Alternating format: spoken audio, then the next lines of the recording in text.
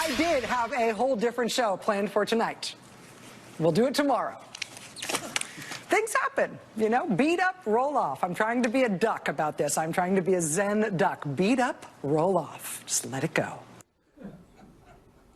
I don't know what that means. Let's move on. All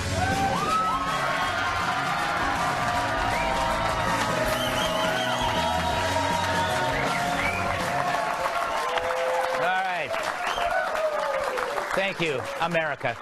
So, like a 6-pound frozen block of in-flight bathroom waste, James Comey's book dropped from the sky. And when it did, the media couldn't contain their excitement. The James Comey book accidentally came out early. Oops. Good evening, Lawrence. Oh,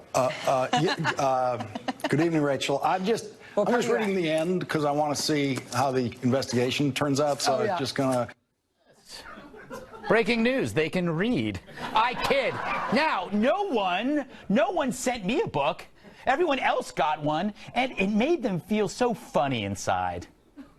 Comey went further than you were even expecting, even more so than what he talked about in the book. He is just not holding back on President Trump in any way, shape, or form. And he talks about how it was an out-of-body experience for him to sit with the president. It must have been an out-of-body experience for you to sit with him. I tell you, thank you for saying that. Kids, this ain't the Bible. It's a freaking book of gossip by a bitter ex. Here's one revelation, though. Comey says Trump reminds him of something. I thought of New York mafia social clubs. The Italian mafia called itself La Cosa Nostra, this thing of ours, and always drew a line between someone who was a friend of yours, meaning someone outside the family, and someone who was a friend of ours, meaning an official member of the family. The president-elect was trying to make us all part of the same family, and that Team Trump had made it a thing of ours. So I'm pretty sure that Thursday night, Rachel read the entire book to her audience.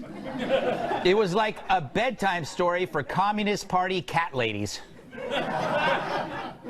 But Trump's like a mafia boss? File that under duh. Anyone who saw the debates knows that. Every day he put out a hit on a rival.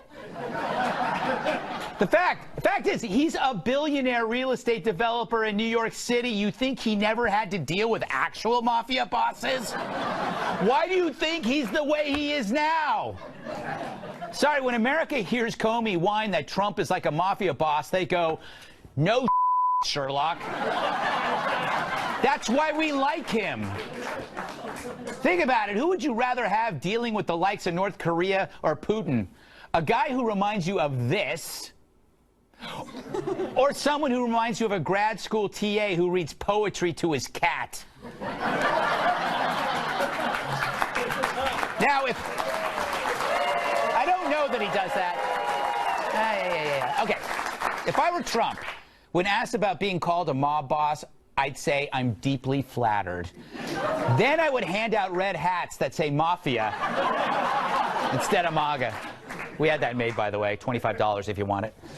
Bottom line, this all comes down to one fact. There's a certain kind of person designed to be president from the get-go. They look like this, or this, or this. Trump's not them. He's Trump. Someone unaccustomed to the purity test all politicians can fake, which is why the public doesn't care. They know what he is. He may be a mafia boss, but he's our mafia boss. So they're applauding for the mafia. They are applauding for the mafia. So while the media spews crap, how does America feel about it? All of this is about behavior prior to an election designed to unseat a president based on a vast emotional injury that occurred on November 8th, 2016. What unites anti-Trumpers is PTSD, President Trump stress disorder. The media says Trump is using foreign policy to distract from scandal, but it's actually the opposite. These scandals are designed to keep him from doing his job. That's how America sees it. That's how I see it. And I am America. Yes, I am. I'm kind of shaped like America. And America just wants him to keep doing his job because so far it ain't bad. ISIS, North Korea, China, taxes. Stop him now. What a story that would be. First, an outsider is elected to disrupt the system. Second, he actually disrupts the system. Third, the media and their Democratic enablers flip out. Four, they use everything in their power to remove him. Now, if they succeed, they will have removed one of the most radical political figures in recent memory using behavior that occurred prior to the election. Anti-Trumpers, have you thought this through? If you're not careful, you're going to turn Trump into a massive folk hero, and 70 million people will be at your doorstep, and it won't be to sing "You've Got a Friend."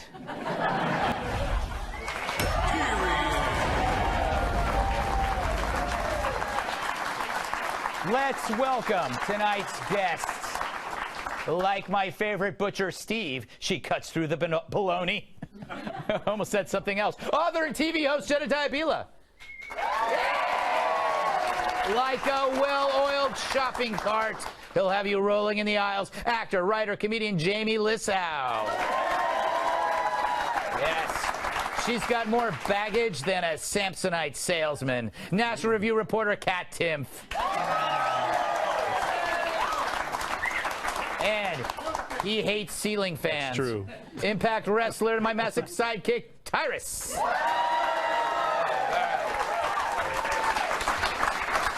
Jedediah, a lot happened this week. Comey. What do you make of this? I mean, the book sounds terrible. I didn't get a copy either. I can't imagine why. But every excerpt I read made him less and less likable as a person. And this guy, I mean, he stoops to the lowest levels. He's like talking about Trump's tie. Yeah. He's talking about Trump's under eye circles. Like, is he in a tanning bed? Is he not? And it's just like any shred of credibility that this guy had, which I don't know how he could have any after not indicting Hillary Clinton, frankly. But any shred that remains has been lost just from the excerpts that I've read. And it's just, you know, I think there are some people in this world that just want to be in front and center in front of the camera all the time. And we work in the television business, we're trained to spot them. This guy is one of them. Any opportunity, like someone hand him a show just because he's begging for it, because that's what he wants. That would be, wow. What, Tyrus? You better not. What? You better not. I warned you about the Hillary on Sunday. If Comey gets one, I'm done. Okay, here's my Sunday lineup. My Sunday lineup, you got Hillary at 8 o'clock, because that provides fodder for Fox and Friends the next day, followed by Comey, and it's like Comey, it's called the Comey Confessional. And he just tells you what he thinks. Sorry, Tyrus. All right, Jamie. Greg, instead of the Comey Confessional, what about the Fredo files? Oh! Thank you, because of the thing before. Yes, a Godfather allusion, I believe it was. What do you make of Trump's response to Comey? I honestly thought maybe he even overreacted. Like, why even respond to so much? Thank you. Thank you. It is. You're welcome. It is a tell-all book. Rarely do people release a tell-some book.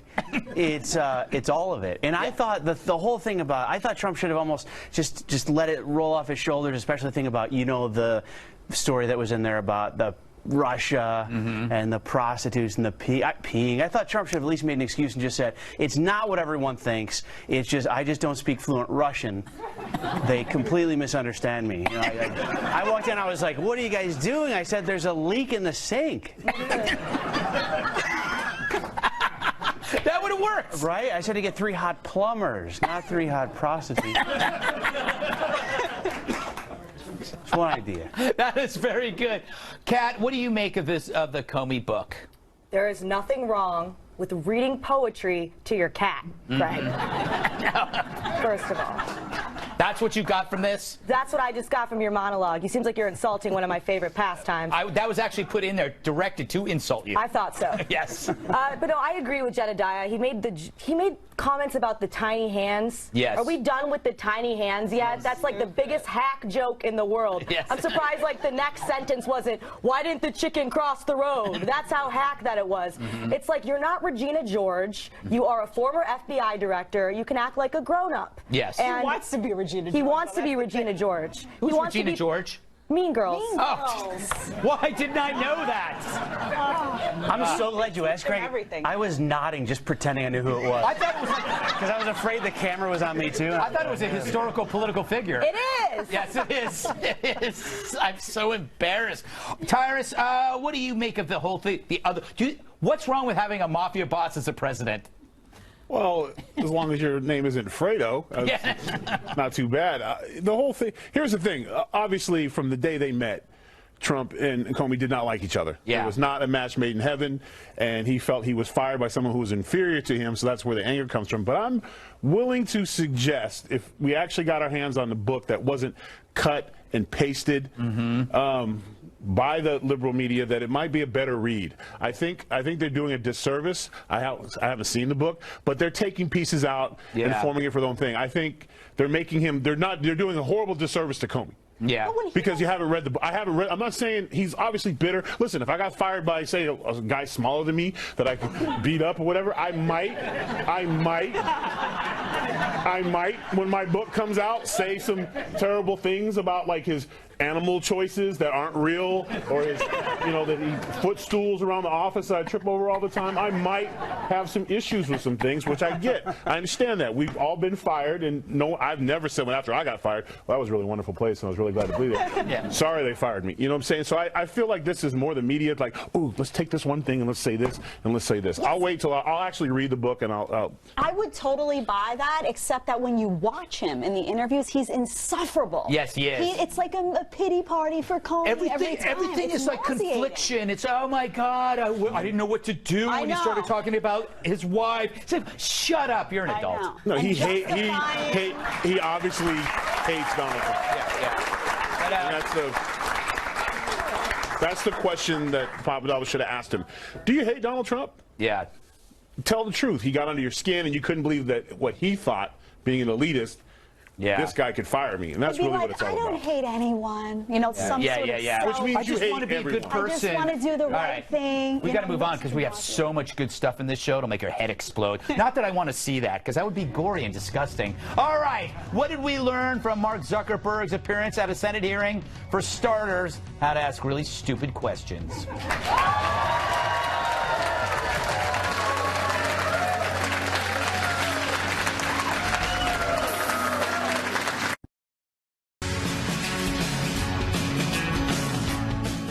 Doogie Howser went to D.C.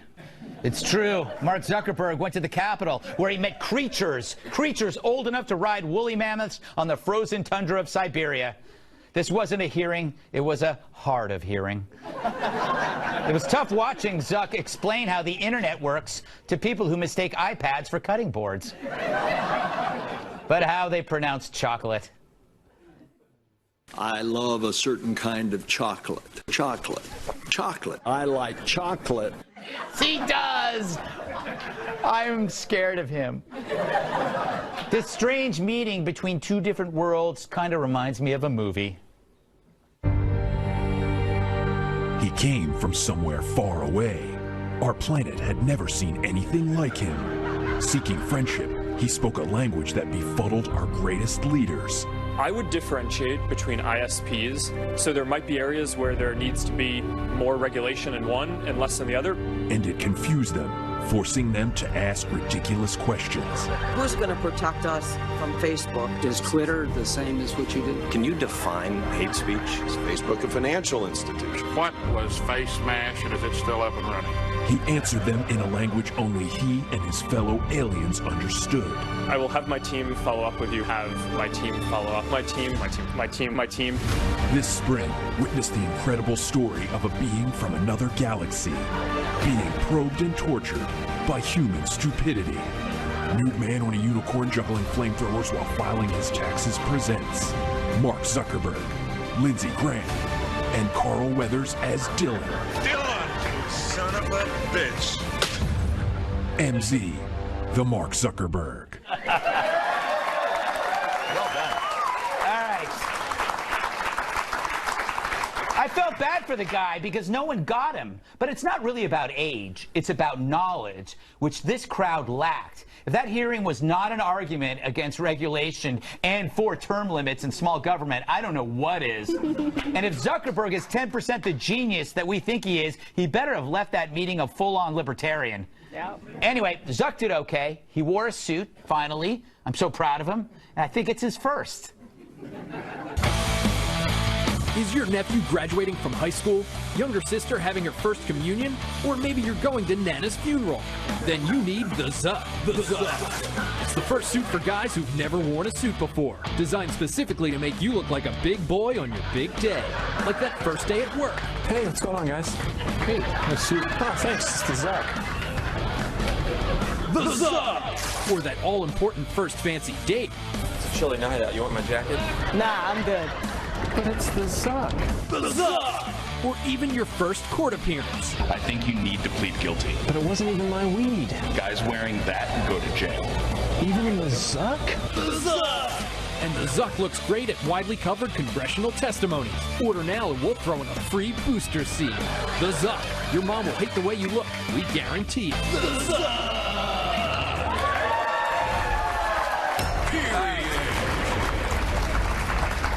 Jamie, were you like me? Did you feel bad for Zuckerberg being questioned for 10 hours? I loved every minute of this. Yes. So he spent 10 hours listening to opinions he didn't want to hear, being asked questions he didn't want to hear posed. Hey, that's what it's like to go on Facebook. Yes. That's what happens every time I go on, so I'm glad he got to experience it. Should there be any content regulations? I think there should be, at some point, they'll have to do that. If I could pick one, I would like there to be, every time I go on Facebook, afterwards, I feel bad about myself. For some reason, I read, like, everyone's doing all these things. I think you should have to put some negative things on Facebook. Whenever people post, like, oh, I did this, you never see someone post something like, I just gained 20 pounds. Yes. I ate a pie every day for the last 30 days. I'm depressed. And then there's a picture of them holding up a small pair of pants they used to fit into. I will say, though, Kat, you do that. You go on social networks, and you're not always happy. I like to keep it honest. You do. You do. How fast did that suit that he wore end up in a pile in a laundry basket, never to be touched again? Immediately. Yes. He did not do very well. I've seen pieces of toast with more charisma, and they didn't even have butter on them. I got the vibe like he seemed like he was a teenager being forced to volunteer in a nursing home. That was kind of the vibe. That is true. That's really what I thought. But I just love how they have such a little idea of what Facebook really is, but they do know that they want to regulate it. Exactly. If that isn't the government in a nutshell, then I don't know what is. Yeah, we can't explain it. Though I can order chocolate. I can order chocolate, and then there's an ad for the chocolate. So how does this machine know that I like the chocolate? The chocolate. Yes, thank you. Tyrus, what do you make of it? I have a question for you, Greg. Yes, yes. I couldn't help but notice your little commercial there. Where did you guys get those suits? Because those look a lot like my jacket. I didn't steal them from Brian Kilmeade. No. So I got a Facebook post for the guy who was wearing my suits. Yeah. Got ass kicked today for wearing big suit. You know, the whole thing, Cruz was my favorite part. Yes. Because he wanted to ask a question, and he kept trying to go. All he wanted to know is if any of his photos were out there. He wanted to know. He wanted to know if he had seen any of his stuff. He's like, so, is there stuff about Republicans out there? Any photos of guys from Texas who might be a Republican who ran for president and lost miserably? No, nothing. Like, he literally was just, all he wanted to make sure is none of his stuff was out there. That's it. So you know everyone's data that's out there. Really? Well, you know, at a certain point, everybody's stuff is going to be out there. We have to assume privacy. I believe Jedediah is dead. Yeah, along with chivalry. And everything is dead. Civility and all the other good stuff. Yeah, the only things that are alive are really scary. Do you think that social media training should be like given to everybody in the Senate and Congress? Well, I watched this and I can't believe we elected these guys. Yeah. I mean, when you, like, we're doing a basic television show now. If I got a list of topics and I looked at one of them and I had no idea, I would read the link. They're not embarrassed at all to go sit there. I mean, we elect them. This is their job. Yes. They're supposed to do the research. They're supposed to ask, insightful questions. They have no shame. It's unbelievable. I will say this. Orrin Hatch was the only person who knew what was going on when he asked, like, he basically said, okay, so it's free, how do they make money? And then Zuckerberg goes advertising, and he was basically saying to the people there, you're a bunch of idiots. Which they didn't get. They didn't get it. They thought he was being stupid, but then he said, like, that's how they make money, advertising. And then you have Charles Grassley, who's, like, reading word for word something like an assistant gave him from Wikipedia. So you're telling me Facebook isn't actually a book of human faces? Speaking of a book of human faces. Oh, nice. Nice transition. That's what you call a natural segue. This book is coming out soon. You can order it at Amazon. It's all of my monologues from the 5. Not all of them, because the book would be really big. The best. This is like 250 monologues, and I add new stuff in it. I write about like stuff I got wrong, which is rare, and add to the stuff that I got right, which is great. It's been endorsed by this little guy. Hey, Greg. Hey, Greg. Great job, Greg. All right. Gutfeld Monologue.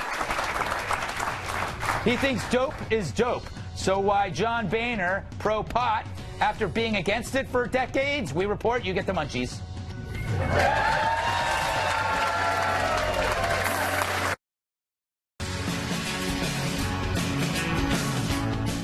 Instead of going to seed, he embraced the weed. It's true. The former Speaker of the House, John Boehner, has joined the advisory board of Acreage Holdings, a pot firm that grows and sells legal weed in 11 states. It's a 180 for Boehner. 9 years ago, he said he was totally opposed to legalization. Now he says his attitude has evolved in recent years, and I'm sure it has nothing to do with him getting paid for it. He tweets, I'm convinced descheduling the drug is needed so we can do research, help our vets, and reverse the opioid epidemic ravaging our communities. Boehner released a statement along with fellow Republican Bill Weld, remember him, calling for a shift in federal marijuana policy, claiming that 94% of Americans currently favor some type of access. I believe we have tape of that announcement. Hey, man.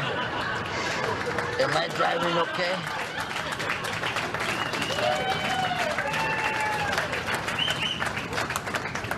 I think we're parked, man. Back when that was funny. Still is, actually. Tyrus! So he was against it when he was in political power. Now he's out of politics, and he's on a board. Isn't that what's kind of wrong with politics? The fact that they only do things, or politicians only do things that are good for them. Yes. Yeah. At least this time he's not in office, so he won't be making decisions based on what's being lined in his pocket in this situation. Because before he would have been doing when he was in office, he was against it because someone was probably paying him to be against it. And this is what the swamp is. This is exactly what it is. Whether it's Republican or Democrat, this is exactly what it is. And he's going to sit up there. He's going to sit up there with a straight face, and he'll cry about, remember, because he likes to cry. He's going to be like, I was so wrong about marijuana, and when it got to me, I have glaucoma, and he's going to do the whole thing. And as soon as that check bounces, he'll come out on the other side and be like, nope, the vapes alone made me upset. I can't do it. It's terrible. It's bad for you. He'll do literally whatever you pay him to do. Like, we could. It's sad. It's sad. It's so transparent. It's disgusting. What do you think, Jedediah? I mean, there was a story I read that said that he had a friend who had this chronic back pain and was suffering, and that watching him go through that and taking the medical marijuana kind of changed his opinion. That was Bill Clinton. Don't know. It was what? Bill Clinton. Oh, Bill Clinton. I don't know. I don't know. I think, like, I agree with you, though, Tyrus. That's likely what happened. But I like to believe in a world where you can evolve, where you can have a stand on an issue and then experience something. That's true. But maybe, like, like, you know, I mean, I can think of things in my life that I had an opinion about, or I thought I had an opinion about, and then I lived a real life experience of that, or had someone I know touched by it. Yeah. And you can change. So if I were going to give him the benefit of the doubt, because he's a crier, and I like men who cry, and I just naturally gravitate that way, I'm going to go with good job on the evolution, John. Oh, okay. I am actually happy he had a change of heart, even though it might be a little bit manufactured, but I think it's a good change of heart. Jamie, what do you make of this? Does this surprise you?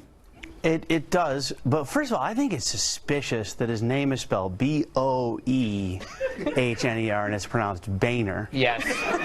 It's B-O, like I wonder if anybody pronounced it wrong in high school. Oh, yeah. I'm just... Oh, man. Yeah. It's spelled... Yeah. You know what I mean? Like...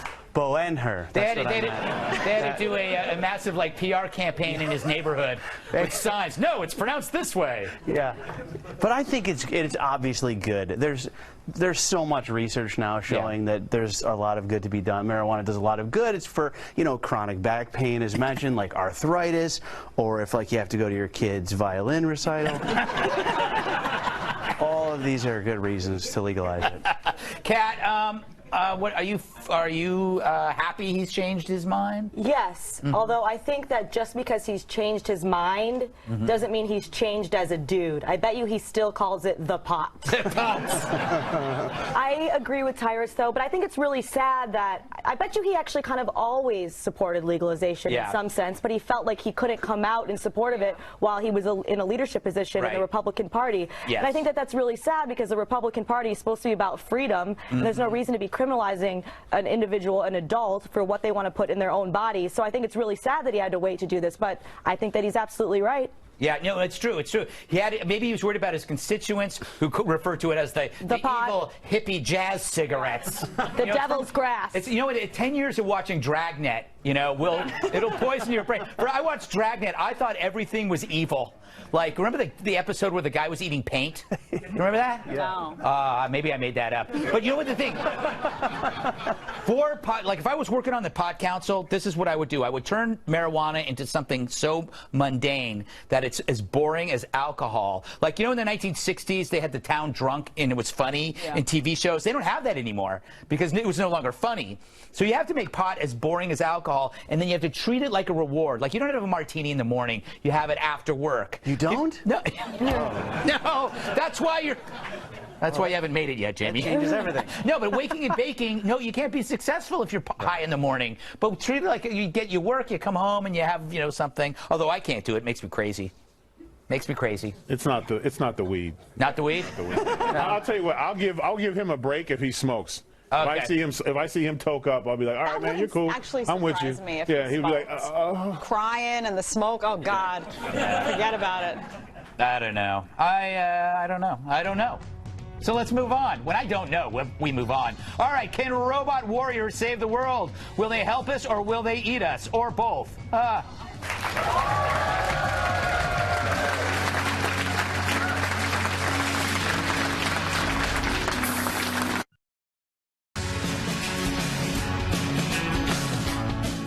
Do we need more heroes made of ones and zeros? That's the question of Paul Scherer at the Wall Street Journal, which is owned by our parent company, Orange Julius.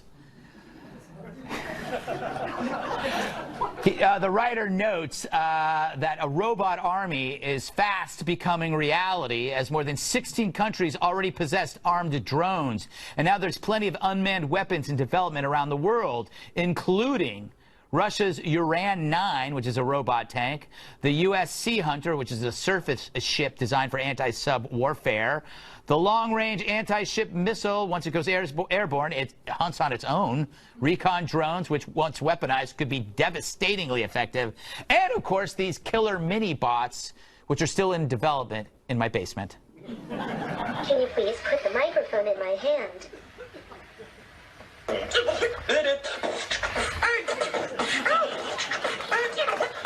I want to rock right now.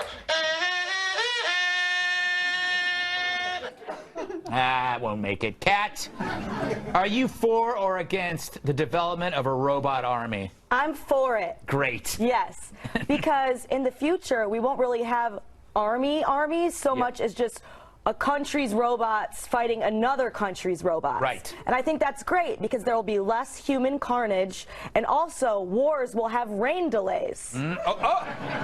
Right? They'll be like, what happened to World War III? And I'll be like, oh, it's on a rain delay because we can't get the robots wet. How dope is that? That is it. So I never even thought about it. What about, you worried, Jamie, about robot warfare? I'm very worried. What if the robots are out there from that one country fighting the other robots, and then they stop and they're like, wait a minute, we're all robots. Let's kill everybody else. Couldn't this really happen? That's a great point. I think that could really happen. That's a great point. I saw it in a movie. It's like they're trying to pit us against each other when it's the meat people. Yes, the meat. It's the meat people. They're made of meat. Wait, you're a metal person? I'm a metal person. Let's They're kill made the of meat. All right. Jedediah, are you a meat person or a robot person? I don't. You guys are laughing about this. This stuff. No, this scares me. It doesn't scare me, but so badly, because if you think about it, who's manning these machines, and what happens when somebody hacks one of them? Yes. And then, like, nobody saw the Terminator. Nobody cares. Like, I don't understand. I'm writing a book about this because I feel like technology is just ballooning, and everybody's just like, oh, this is great, and nobody's sitting and saying, this is terrifying. Have you seen these robot dogs? These dogs that look like Have you watched this show? We have the robot dogs on every week. I haven't watched Jedediah, the key here is to befriend the robots now, so when they do the killing, they skip you. Yeah, always say thank you to the elevator when you get on and off. Thank you, elevator. I caress my toaster. Oh, my Tyrus? Tyrus? I believe that. Hold on. So you don't know Greg's on the other side? Yes, I'm on the other side. He's an AI Uncle Tom. I am. He will sell us all out for them. You don't he understand. wants I've to been be doing the this for one years. human left. So you're not scared at all by He's making deals. No. What's gonna happen? Where's humanity gonna live He has in that outlets space? all over his house. Tell me. I need to know. Okay. We need to duke this out. I'm I need going to an tell you, hour on Jedediah, this. I'm going to tell you something, and it's going to. Why do we do these segments on robotics and automation? Because I know that Donald Trump watches Fox News as much, and if he watches it as much as he says he does, he's watching right now. And with tech warfare, the country that wins is the country who gets there first. So America has to get there first. We got the bombs first. That's why we were #1. We shouldn't have let other countries get the bombs. I'm talking about the big bombs. Same thing. We got to get tech warfare first, and then we don't let anybody else get it, and then we run Earth, and then we move to other planets. Donald Trump's listening. Donald Trump's listening. This is the country that gets there first in AI wins. If China gets there before us, we are their barnyard animals. So what happens if you have? What happens if you're overrun with robots and you think everything's going great, and then Iran somehow hacks into the system, and now the robots turn on humanity? I mean, Cup of water. Yes. Weather-making machines that cause it to rain in Iran. Oh. No, you know what the thing is? It's I think what you show kind of a robotist view. It's kind of you're a robot bigot. You're like, you know what you are? You're okay with human error, right? But you freak out over machine error. But there's fewer machine error than there are human error. Humans make mistakes all the time. Robots, they are perfect, right, guys? Yeah, see? They're listening, Tyrus. They're listening to me. Yes, they are. You so little scary. android from Alien. Yes, you know it. You know. Yeah. When this happens, you're going to be at my doorstep, and you're going to be banging on my door. And he'll tell I'm going to open the little slat, and they go, "Sorry, Jedediah. I remember Friday, April 13th, 2017, when you were making fun of robots, and you know what? You aren't coming in." And then I close it really tight, and then I open up, and then I look at you, and I laugh, and then I close it again. You're really enjoying this, like, way too much. I am. Then I'm going to show up at your door, Greg, wearing my robot costume. Yes. Listen, You've done that 3 times, by the way. These are robots. It'll finally make sense. I'm not playing Sarah. There should be robot strippers. Still to come. There is a crisis in candy, and one sweet is on the chopping block. God, I hope it's on Mike and Ike. Oh, it's Necco.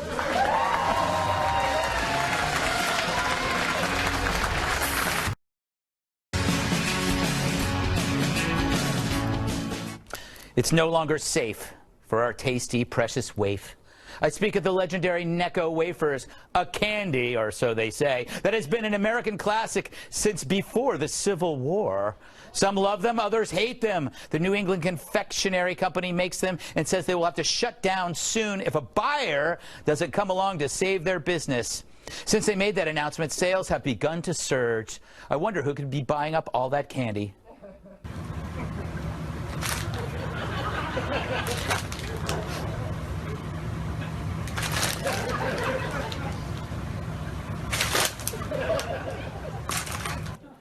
John Boehner really has changed. It's like total, just wants the candy now that he's high. Jamie, do they have actual candy in Alaska? They do. A lot of it's the nose candy you've heard of. It's long haul truck very dark there. There's not a lot to do.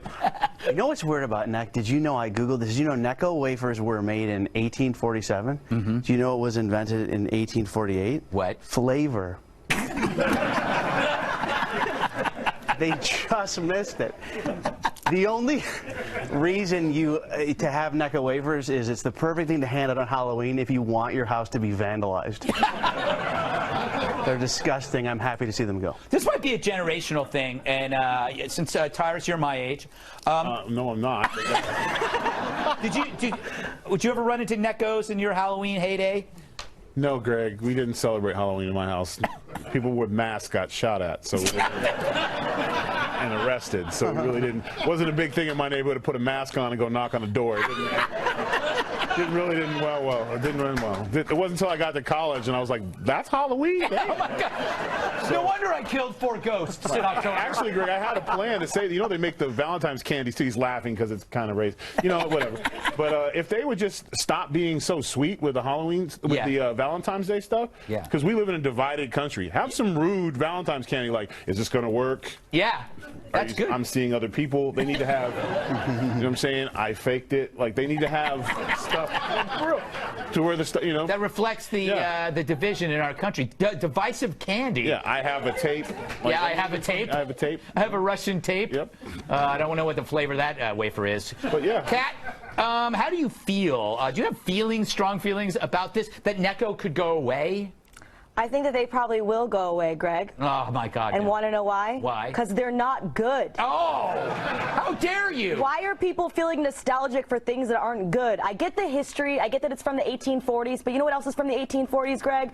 The Great Famine. Yes. I don't see anyone being nostalgic for that. Well, the Donner Party, no one's nostalgic for that. That's why they started eating those during the famine. Yeah, exactly. It's interesting. These candies became really popular after the Donner Party. What? Oh, I'm getting to my Soylent Green mode. Jedediah, I actually like this candy. I find it very flavorful. You find it flavorful? I find it flavorful. I've never heard you say that about anything. Enjoyable. I feel sad, though. I never said I wouldn't eat one. Delicious? No, I think they're yes, they're cute, and they're like, I don't know, I feel nostalgic for stuff that, when you think about, there's stuff that I liked when I was a kid, like candy corn, for example. Oh, yeah. When I was a kid. You hate candy corn? Woof. I love candy corn.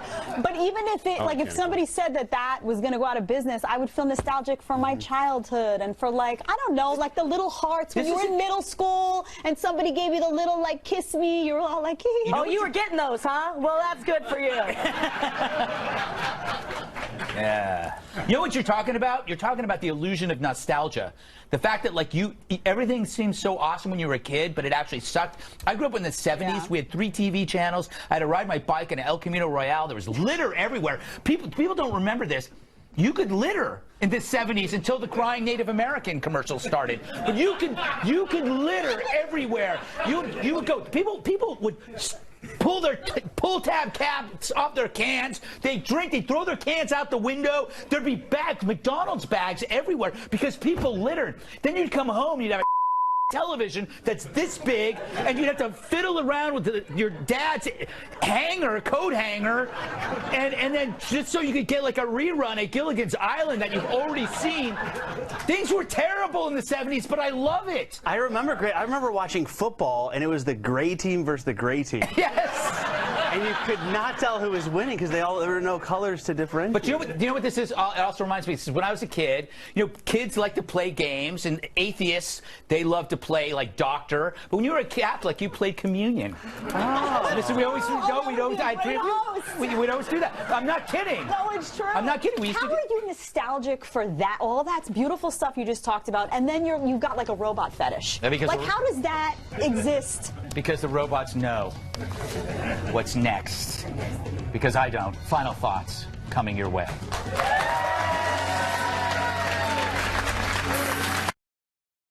All right, we're running out of time. Final thoughts, Jamie? Well, I'd love it if you wanted to check me out on my Netflix show. It's in season 2 right now. It's called Real Rob with Rob Schneider. Good to see you, Greg. Thanks for having me. Yeah, and by the way, go there, check out the episode where his girlfriend gets mauled by a bear. One of the funniest things I've ever seen.